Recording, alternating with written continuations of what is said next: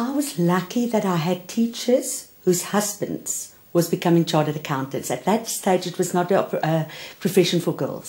So then I did very well in accounting at school, and they convinced me this is what you should do. But I think it's a combination of three things. Liking figures, that is important, but that's not the only thing that's important. More important, perhaps, is working with people, communication, because it doesn't help you do anything on paper, all the numbers, and you can't communicate it to anybody. And then I always liked business. I was a young kid, but I liked to read the business part of the newspaper. So I think it's a combination of all three of them. After I studied my 4 years, I had to do my articles. And it was nice doing it, and I learned such a lot. But I couldn't wait to get back to the academia. And I just loved teaching.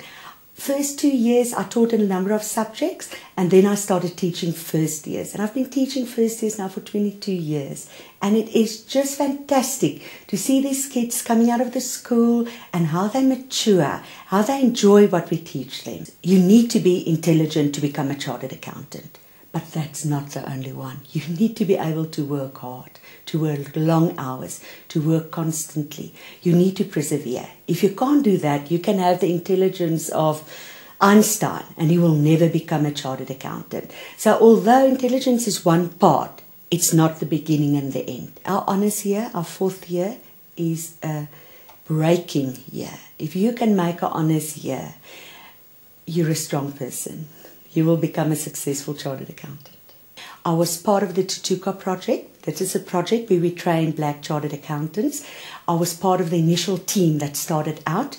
We had at that time, we had 2 legs. The one was the school level and the other one was the university. So I started off at the school level, where we went into rural schools in the Eastern Cape and we taught the children some accounting so that they could do better in the matric exam.